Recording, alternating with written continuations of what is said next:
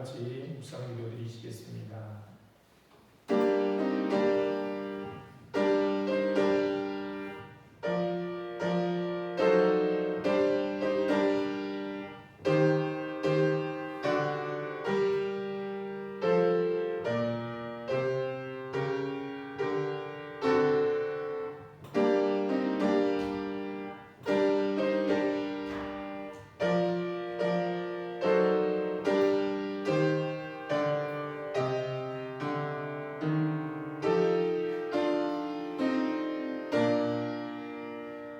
여호와는 나의 힘과 나의 방패이시니 내 마음이 그를 의지하여 도움을 얻어도다. 그러므로 내 마음이 크게 기뻐하며 내 노래로 그를 찬송하리로다. 아멘. 우리의 도움이신 하나님, 그 은혜와 사랑을 감사하여 오늘도 주님 앞에 나와 영광과 찬송과 예배를 드립니다. 부족한 우리들이지만 우리와 함께해서 우리가 드리는 예배가 하나님이 기뻐 받으시는 예배가 되도록 인도하여 주옵소서. 감사하오며 예수님 이름으로 기도드립니다. 아멘. 자리에 일어나셔서 찬송가 85장 찬송 부르시겠습니다.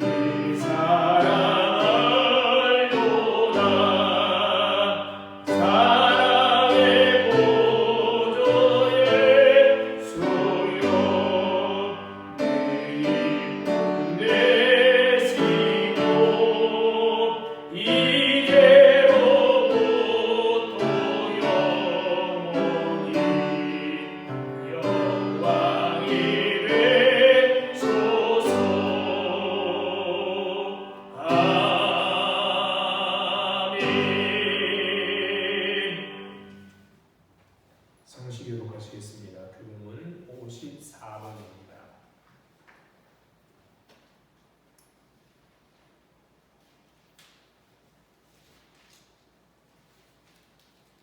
교동문 54번 시편 126편 교독합니다.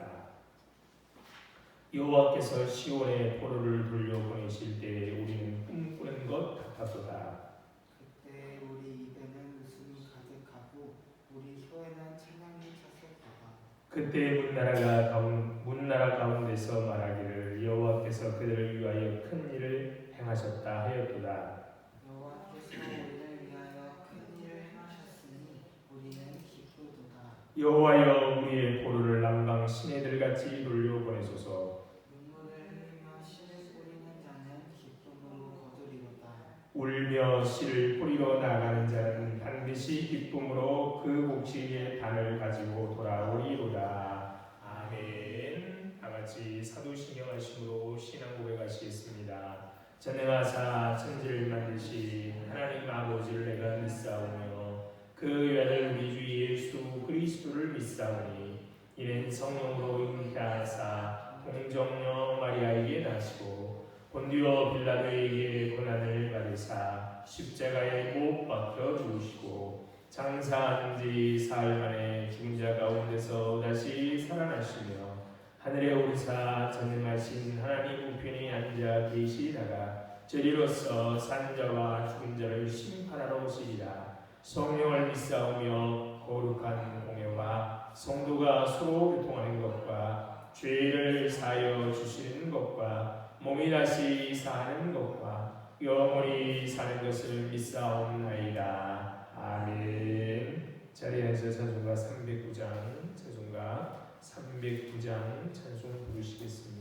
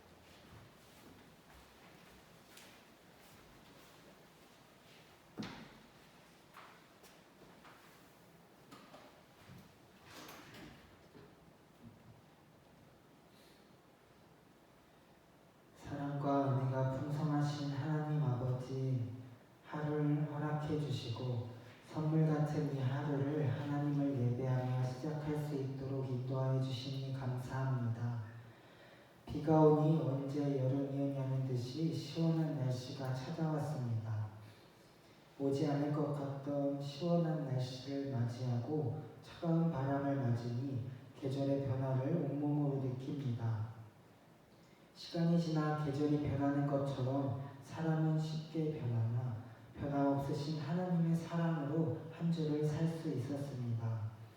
가족들과의 만남 가운데 함께 하시고 긴 연휴 끝에 찾아온 일상생활에서도 동일하게 함께 하시는 하나님이 계셔서 하루하루를 즐겁게 살았습니다. 그런데 그 가운데 여전히 연약한 저희의 모습을 발견하게 됩니다. 대화 중에 툭툭 튀어나오는 잘못된 언어 습관과 하나님 없이도 살 수 있다는 듯이 말씀 읽고 기도하기를 게을리하는 교만한 모습으로 하나님 앞에 범죄하였습니다. 주님의 십자가 공로를 의지하여 회개하오니 저희의 죄를 용서하여 주시고 거룩한 삶을 살도록 인도하시는 성령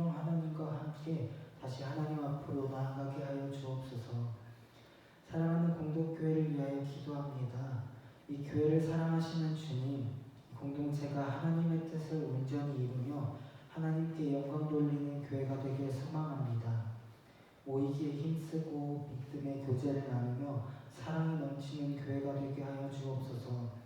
또한 성령으로 충만하게 하셔서 복음 전하기에 힘쓰고 주님의 사랑을 널리 전하는 교회가 되게 하여 주옵소서. 다음 세대를 기억하여 주시길 소망합니다. 지식으로 하는 하나님이 아니라 인격적인 하나님을 경험하게 하시고 하나님을 경외하며 하나님이 주신 꿈을 가지고 살아가는 믿음의 자녀로 살아가게 하여 주옵소서. 오늘도 병상에서 주님을 간절히 찾는 성도들이 있습니다. 환난 날에 나를 부르라 내가 너를 건지리니 내가 나를 영화롭게 하리로다 라고 말씀하신 주님, 그들에게 주님의 얼굴을 가리지 마시고 그들을 아픔 속에서 건져 주옵소서. 그때 주님의 은혜에 감사하며 오직 하나님께만 영광 돌리는 삶을 살게 하여 주옵소서. 오늘도 말씀 앞으로 나아갑니다. 말씀 선포하시는 목사님께 성령의 능력을 덧입혀 주셔서 선포되는 모든 말씀이 성도들의 심령 깊이 새겨져 말씀으로 살아가는 삶을 살게 하시며 전하는 자 듣는 자 모두가 하나님의 은혜로 충만한 시간 되게 하여 주옵소서. 이 예배에 주입되시며 예배받기 합장하신 예수 그리스도의 이름으로 간절히 기도드렸습니다. 아멘.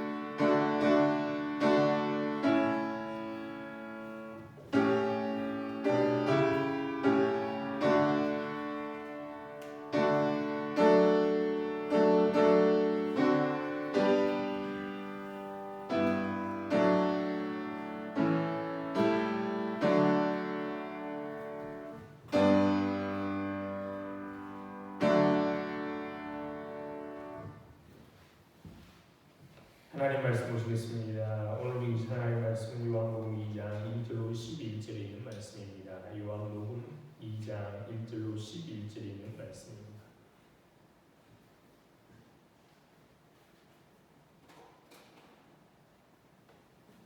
자, 순절고 제가 읽겠습니다. 사흘째 되는 날 갈릴리 가나에 혼례가 있어 예수의 어머니도 거기 계시고 예수와 그 제자들도 혼례의 청함을 받았더니 포도주가 떨어진지라 예수의 어머니가 예수에게 이르되 저들에게 포도주가 없다 하니 예수께서 이르시되 여자여 나와 무슨 상관이 있나이까 내 때가 아직 이르지 아니하였나이다. 그의 어머니가 하인들에게 이르되 너에게 무슨 말씀을 하시는지 그대로 하라 하니라. 거기에 유대인의 정결 예식을 따라 두세 통 든 돌 항아리 6이 놓였는지라. 예수께서 그들에게 이르시되 항아리에 물을 채우라 하신즉 아귀까지 채우니 이제 떠서 연회장에게 갖다 주라 하시매 갖다 주었더니 연회장은 물로 된 포도주를 맛보고 또 어디서 났는지 알지 못하되 물도 온 하인들은 알더라. 연회장이 신랑을 불러 말하되 사람마다 먼저 좋은 포도주를 내고 취한 후에 낮은 것을 내거늘 그들은 지금까지 좋은 포도주를 두었도다 하니라. 예수께서 이 첫 표적을 갈릴리 가나에서 행하여 그의 영광을 나타내시매 제자들이 그를 믿으니라. 아멘. 좋으신 하나님이 주시는 은혜와 평강 그리고 새롭게 하시는 하나님의 은혜가 우리와 함께 하시기를 바랍니다. 오늘은 추분이니 이제부터는 밤이 낮보다 길어질 것입니다. 쌀과 폭락으로 농민들은 근심이겠지만 여물든 벼가 서풍에 익어 뿜어내는 누런빛이 마냥 좋아 보입니다.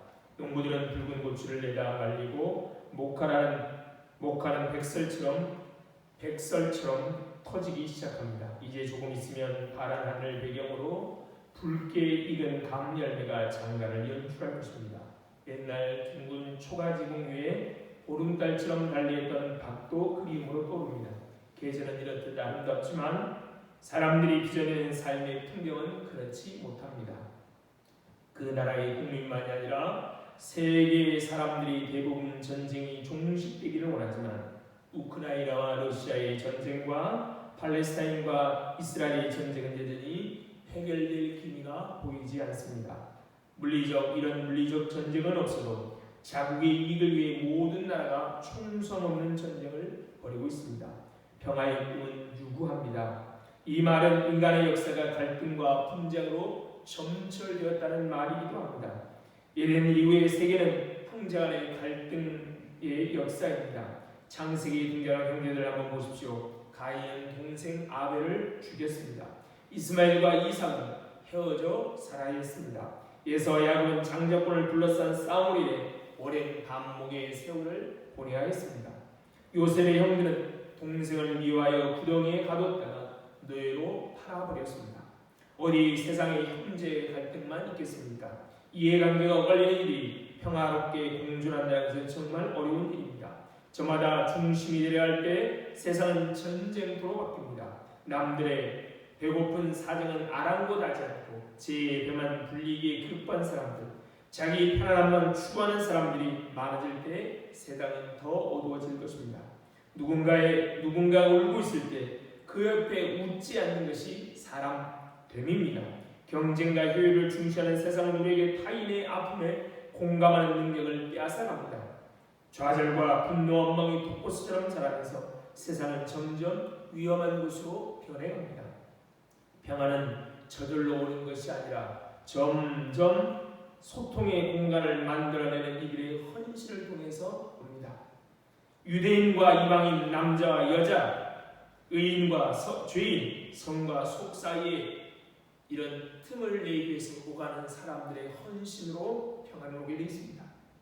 바로 예수님이 이런 세상의 더러운 경계성을 오가며 틈을 메꾸도록 노력하신 분이십니다. 그러므로 예수를 믿는다는 것은 그분이 삶으로 만드신 그 길을 우리도 길을 삼아 가는 것입니다. 예수님이 이 땅에 오셔서 많은 기적을 행했습니다. 그리고 많은 기적이 성경에 기록되어 있습니다. 그런데 공간복음에는 예수님의 기적이 여러 개 많이 기록되어 있지만 요한복음은 그렇지 않습니다. 공간복음은 예수님께서 행하신 이적의 그 사실적인 설명을, 사실적인 성격을 표현하는 데 중점을 둡니다.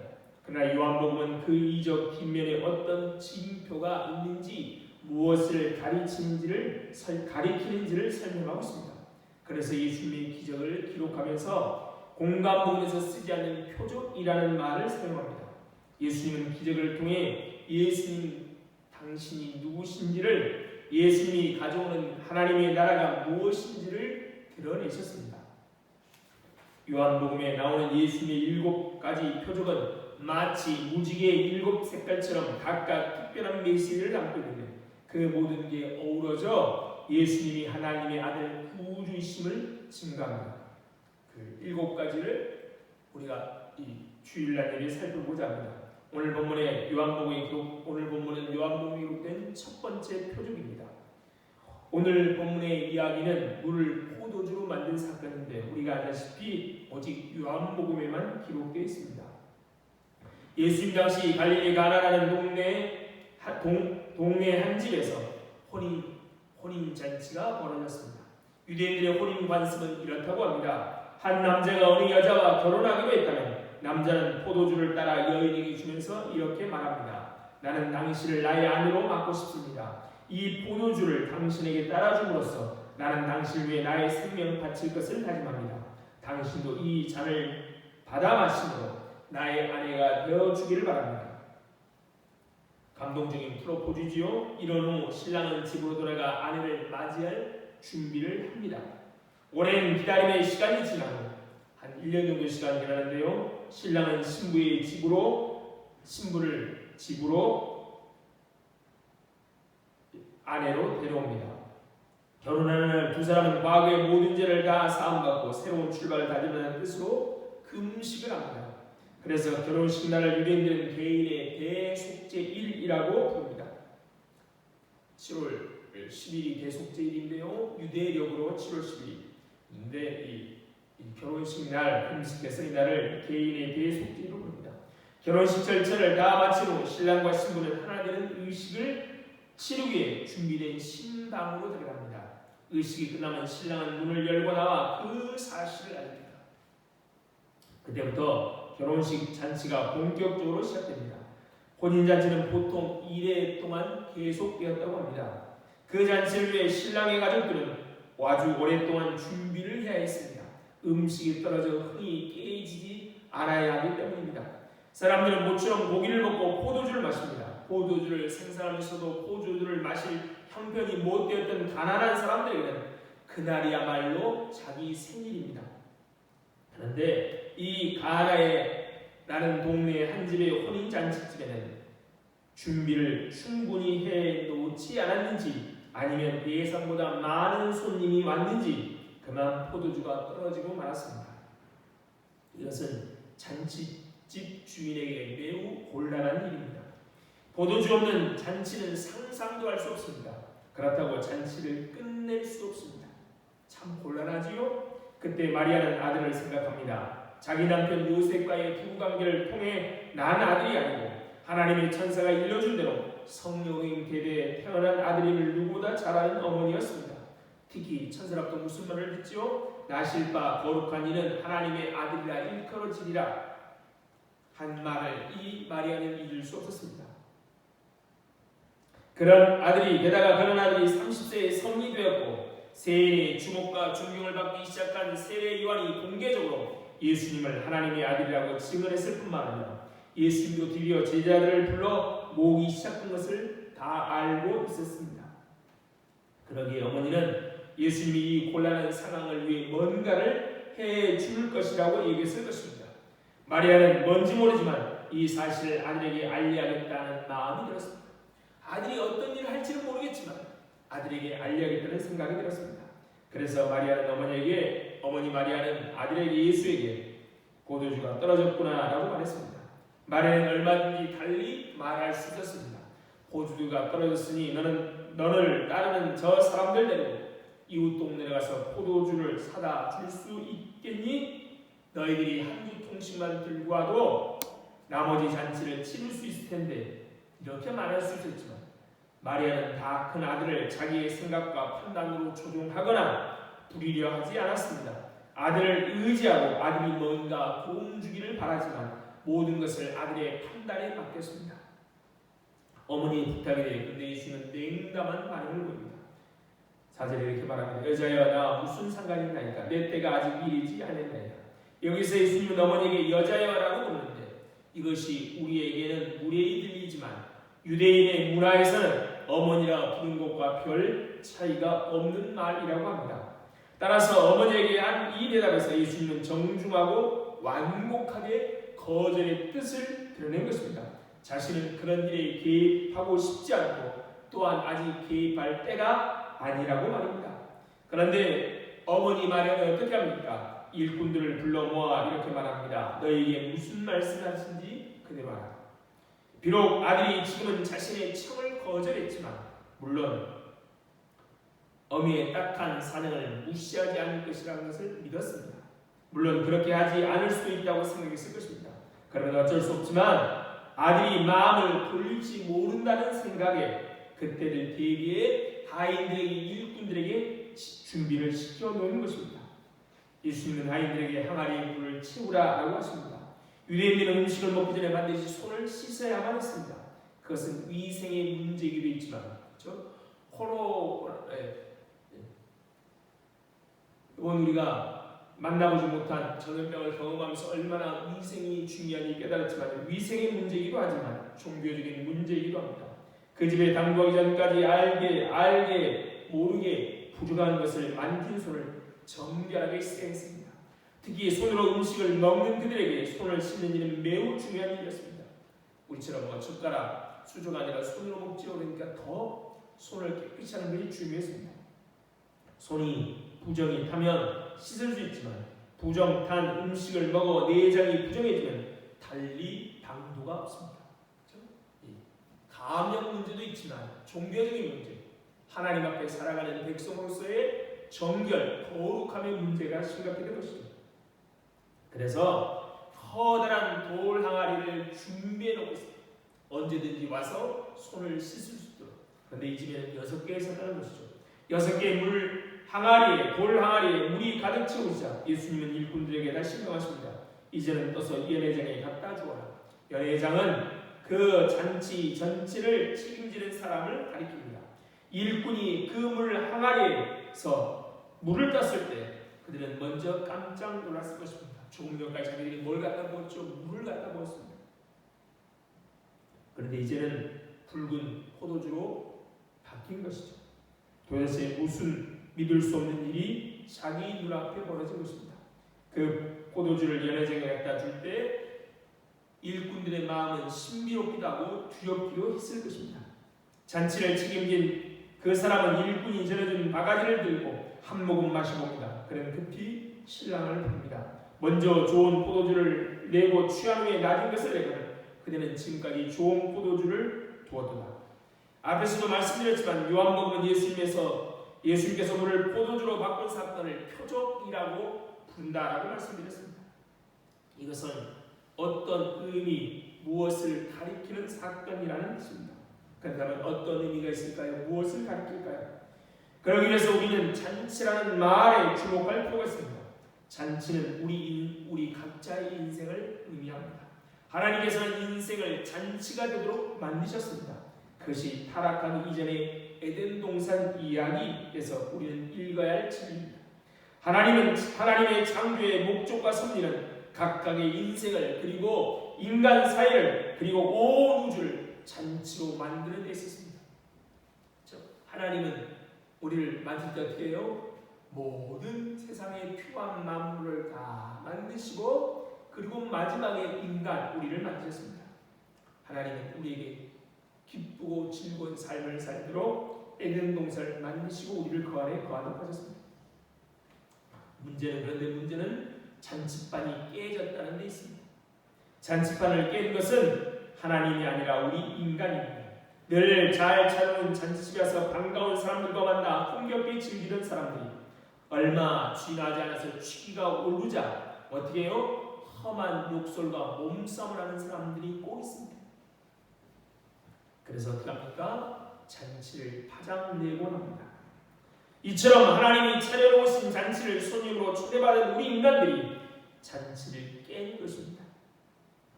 우리의 죄로 인해 하나님과의 관계가 깨지고 이웃과의 관계가 깨어지고 자연과의 관계가 깨어졌습니다.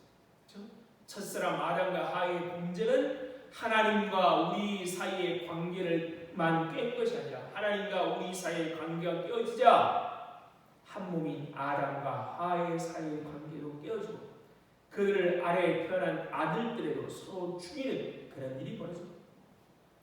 사람들과의 관계는 깨어졌습니까? 땅은 엉컴기를 내는 자연과의 관계도 깨어지게 되었습니다. 사람이 땀 흘리고 수고하지만 그렇죠? 싸워 정복하고 정복당하는 관계가 되고 말았습니다. 인간의 죄로 인해 하나님께서 버려놓으신 잔치판이 깨어지자 우리 인간들은 제각기 자신의 손으로 잔치를 차리고 즐기려 했습니다. 하나님께서 버려놓으신 잔치는 모두가 참여하고 모두가 행복한 것이기에 모두가 즐거웠지만 이제 인간들이 서로 각축전을 벌이며 당장은 이 잔치를 즐기는 약자는 멀리서 그 잔치를 구경하는 상황이 벌어집니다. 하나님은 전능하시고 무한하시기에 모든 사람이 즐길 수 있는 잔치판을 벌일 수 있지만 인간은 때에 유한해서 모든 사람을 고사 자기 스스로 즐길 잔치판도 제대로 벌일 수 없는 것이죠. 그래서 우리는 어떻게 해요? 어떻게 하든지 강자가 되기 위해 어떻게 하든지 우리 힘으로 우리의 삶을 잔치로 만들기 위해서 분투합니다. 어떤 사람은 돈을 많이 벌어서, 어떤 사람은 출세, 어떤 사람은 건강과 미모로, 어떤 사람은 학벌과 경력으로 자신의 삶을 잔치로 만들어 보려고 합니다. 이렇게 우리 자신의 힘으로 우리 자신을 얻을 수 있는 수단으로 만든 잔치는 두 가지 문제가 있습니다. 첫째, 우리가 무엇으로 잔치를 벌렸든 잔치를 만들었든 그것은 결국 고갈될 것이라는 겁니다. 가나의 혼인 잔치집에 포도주가 떨어져 파장날 뻔했던 것과 같은 위기가 우리가 벌인 잔치는 종국에는 찾아온다는 겁니다. 언젠가는 찾아옵니다. 우리가 느끼지 못할 뿐이죠. 지금은 그 끝이 파장날 기미가 보이지 않아도 종국에는 찾아옵니다. 젊음으로 잔치를 즐기고 있으십니까? 돈으로 잔치를 즐기고 있으십니까? 권력으로 잔치를 즐기고 있으십니까? 그것들이 언제까지 갈 것 같습니까? 무엇이든지 결국 시간의 문제이지 결국 우리가 마련한 포도주는 고갈 뿐입니다. 꽃이 오래가야 10일이지 않습니까? 그렇죠? 오래가지 않습니다. 둘 둘째, 설사 그것이 죽는 순간까지 우리 손에 남아있다고 해도 우리 스스로 만든 잔치가 주는 행복은 결국 권태를 불러오거나 올해의 삶을 파국으로 몰고 갈 것입니다. 혹시라도 그것들이 고갈되지 않을지라도 그것을로 쌓아 우리의 잔치판을 어떻게 된다고요? 권태하거나 우리를 파국으로 인도할 뿐입니다. 우리 잔치에는 만족이 있을 수 없습니다. 즐기면 즐기는 만큼 권태도 커집니다. 마약 같은 걸 예를 들 수 있죠. 조그만 양에도 즐거워하다가 곧 실증이 나죠. 더 큰 양. 먹는 것도 마찬가지고 젊음도 마찬가지고 모든 것들이 마찬가지입니다. 그 잔치는 결국 끝나게 되어 있고 그때 우리는 큰 위기를 겪게 될 것입니다. 이것이 오늘 우리가 가나의 혼인잔치 이야기를 통해 알아야 하는 진리입니다. 하지만 그것은 오늘 이야기를 통해 깨달아야 하는 것은 이것만이 아니라는 겁니다. 그렇죠? 우리가 벌인 잔치, 하나님 없는 잔치는 언젠가는 파국으로 시작되게 될 것이라는 것이죠. 우리를 영원히 기쁘게 하지 못하고 만족시키지 못하는 그 얘기만 하는 것이 아닙니다. 이야기 하나 더 이야기하는데요. 오늘 이야기를 통해 예수 그리스도는 바로 잃어버린 잔치, 파장난 잔치, 파장날 위기에 있는 잔치를 회복시키기 위해서 이 땅에 오신 분이라는 겁니다. 하나님께서 의도하셨던 그 에덴을 우리 각자 삶에 그리고 우리가 사는 이 세상에 회복시키려는 것이 회복시키려 하나님의 예수님을 이 땅에 보내신 이유입니다. 오늘 본문에서 잔치 맡은 사람이 신랑의 향날을 주목해 볼 필요가 있습니다. 예수께서 맛보신 포도주를 맛을 보고 변화시킨 만드신 포도주를 맡고 연회장이 신랑을 뭐라고 말합니까? 사람마다 먼저 좋은 포도주를 내고 취한 후에 낮은 것을 내거늘 그대는 지금까지 좋은 포도주를 두었도다. 사람들의 정신이 말짱할 때는 좋은 포도주를 냈다가 술에 취해 미각이 둔해지면 그때 적은 포도주를 내놓았다는 말입니다. 그런데 예수님 만드신 포도주는 어떤 포도주입니까? 그들이 찾을 수 있는 그 어떤 포도주와 비교할 수 없을 정도로 맛있는 것입니다. 그래서 연회장은 놀랐던 것입니다. 이것은 예수를 통해 잔치가 회복되면 그 잔치의 맛은 이전에 즐기던 잔치의 맛과 비교할 수 없다는 겁니다. 예수님이 주시는 잔치, 예수님이 버려놓으신 잔치에 참여하는 그 무엇과도 비교할 수 없는 기쁨, 그 무엇과도 바꿀 수 없는 평안을 누릴 수 있습니다. 예수님이 우리의 삶에 들어오시면 어떻게 잔치를 회복시킬 수 있습니까? 예수 그리스도를 주님으로 영접하면 우리는 하나님을 되찾게 됩니다. 죄로 인하여 잔치판을 걷어차고 하나님과의 관계가 끊어져서 하나님은 어떻게 해요? 첫사람 아담 하와를 에덴 동산을 쫓아내시고 에덴 동산에 더 이상 가까이 오지 못하도록 하셨습니다. 그런데 예수를 믿는 순간 어떻게 됩니까? 예수님의 잔치에 참여하는 순간 우리는 예수 그리스도의 십자가의 은총을 힘입어 성부 하나님을 아버지라고 부르게 됩니다. 그러면 함께 살아가게 되는 것이죠. 더불어 삽니다. 예수 그리스도는 성령을 통해 우리와 함께 계시며 때로는 친구로, 때로는 변호사로, 때로는 의사로, 때로는 교사로 우리를 인도하십니다. 우리가 영적인 눈을 뜨고 있으면 우리는 언제나 그분과 하나님과 함께 할 수 있습니다. 하나님이 이끄신 대로 살아갑니다. 이렇게 살아갈 때 우리는 평안과 기쁨과 위로와 안식을 경험하게 됩니다. 세상이 주는 그 어떤 것과 비교할 수 없는 평안, 기쁨을 누리게 됩니다. 잔치의 기쁨을 예수 그리스도 안에서 경험하게 되는 것이죠.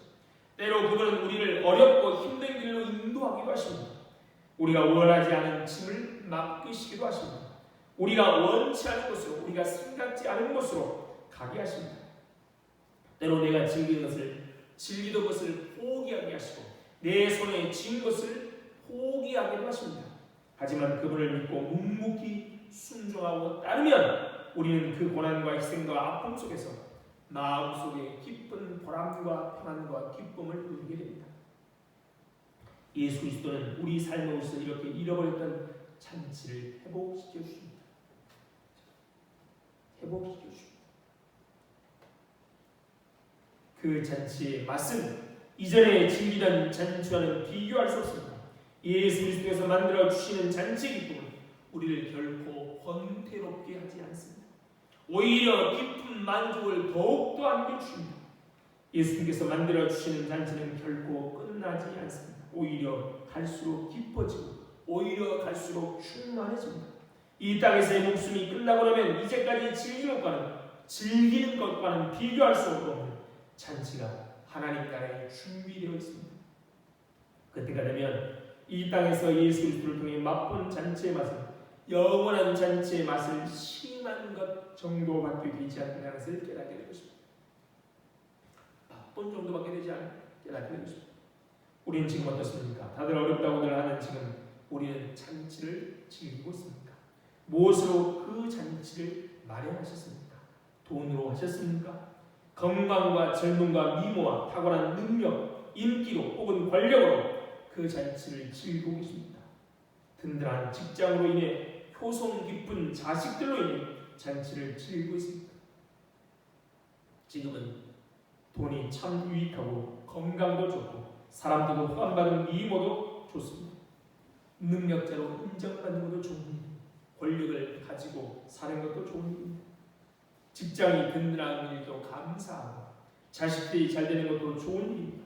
하지만 그것이 우리를 즐겁게 하는 유일한 요소라면 장차 위기를 겪게 될 것입니다. 우리의 복을, 여러분의 복을 시기하여 드린 말씀이 아닙니다. 너무나도 분명한 진실입니다. 혹시 그 잔치를 좀 더 지속해달라고 빌고 있기에 예배에 오신 것 혹시 아니기를 바랍니다. 간절히 바라기는 우리 스스로 마련한 잔치로부터 고개를 돌려 예수 안에서 진정한 잔치를 발견하시고 그 안에 즐기던 잔치상으로 그동안 즐기던 잔치상을 거두고 하나님의 잔치에 참여해야 하시기 바랍니다. 요한복음은 7가지 표정만 나오는 게 아니라 7가지 나는 뭐뭐이다 라는 예수님의 선언이 나옵니다. 그 중에 하나가 뭡니까? 나는 포도나무입니다. 포도나무에서 뭐라고 말씀하시죠? 포도나무 비유에서 나는 포도나무다.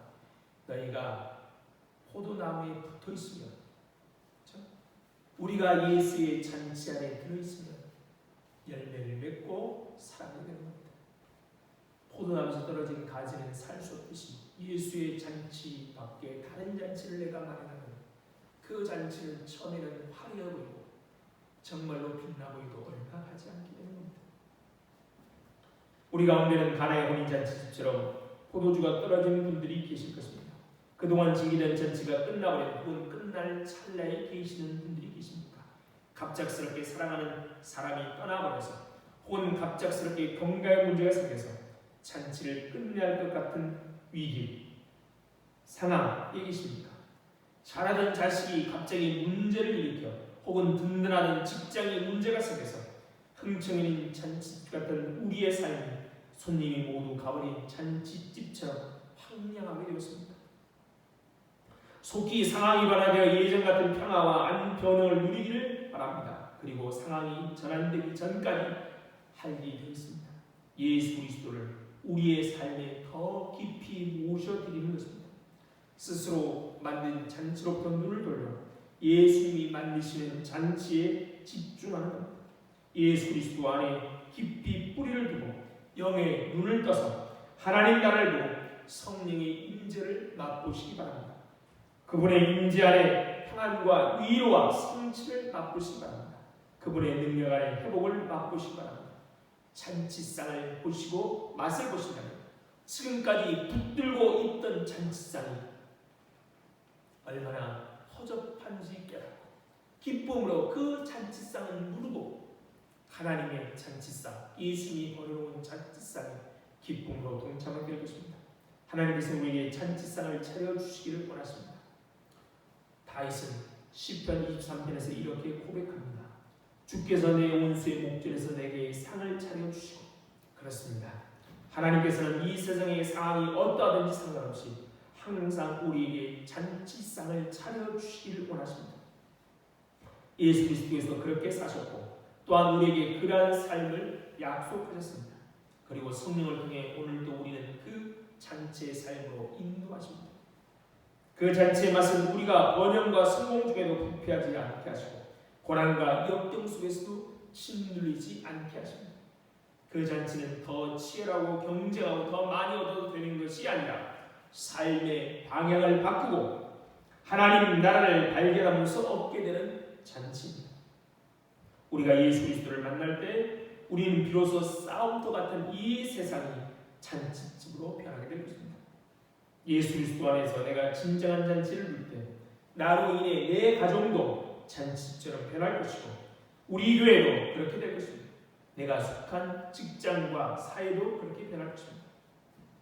하나님의 은총이 저와 여러분에게 참다운 잔치의 삶을 누리게 해주시기를 그리고 그 잔치를 통하여 잔치의 기쁨을 이웃에게 전해지기를 바랍니다. 그래서 잔치의 기쁨이 넘쳐야죠. 하나님은 식지 않고 상하지 않고 변하지 않는 기쁨의 잔치로 우리를 초대하고 계십니다. 그런데 우리는 곧 파장난 잔치 우리의 마음이 뺏겨서 참된 기쁨과 안식과 평안이 있는 하나님의 잔치로 우리의 몸이 움직이지 않는다. 어떻게 되겠습니까? 아무리 열심히 예배당에 다녀도 우리는 하나님 주시는 기쁨을 맛볼 수 없고 하나님 주시는 평안을 맛볼 수 없습니다. 우리가 이 땅에 열심히 살되 우리가 사는 이 땅에 얻은 것으로는 우리를 평안하게 우리를 안식으로 인도하지 못할 것을 잊지 마시고 주님 안에만 참된 기쁨과 참된 평안이 있음을 알고 그 평안과 기쁨을 누리시는 복된 성도들 우리를 통하여 우리의 주위의 사람들 또한 그 기쁨을 맛볼 수 있기를 소망합니다.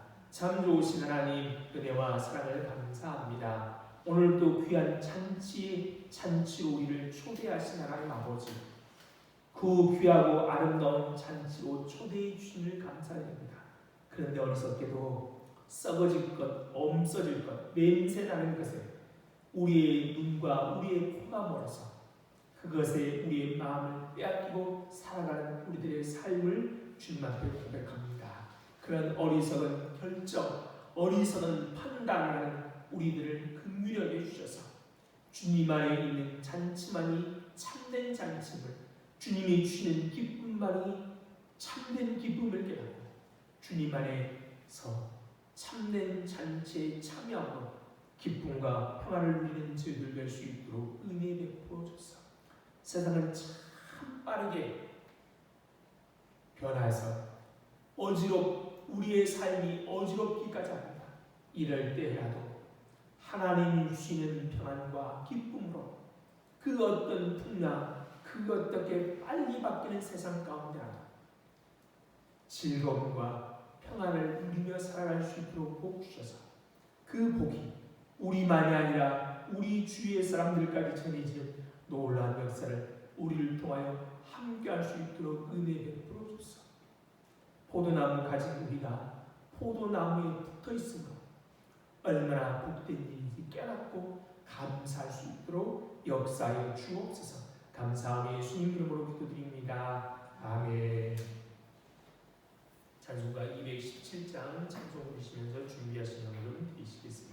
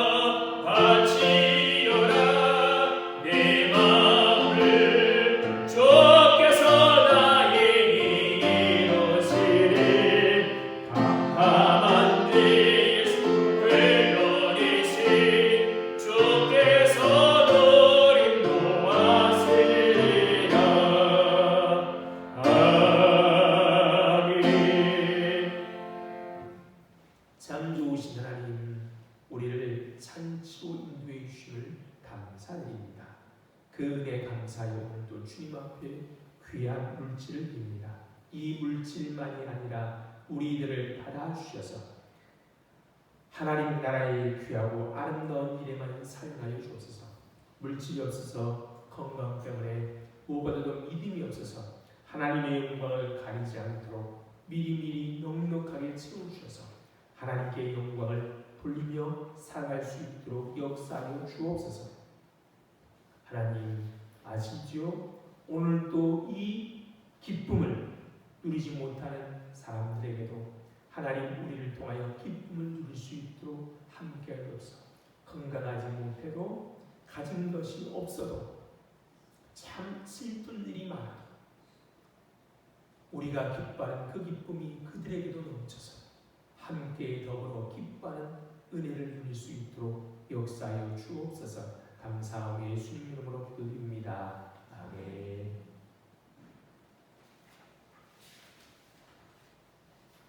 알려드립니다. 대한예수교장로회 백구의 총회가 23일 월요일부터 27일 금요일까지 울산 오정교회에서 있습니다. 그래서 제가 월요일 새벽 예배 마치고 울산에 다녀올 예정입니다. 새벽에는 우리 집사님, 장로님들이 새벽을 섬겨해 주시고 수요일에 우리 전도사님이 섬겨해 주실 예정입니다. 모두들 기도해 주시고 함께 예배하고 기도에 참여해서 은혜 받으시기 바랍니다. 자리에 일어나서 인사하시겠습니다. 반갑습니다. 반갑습니다. 사랑합니다. 사랑합니다. 축복합니다. 축복합니다. 행복하십시오. 행복하십시오.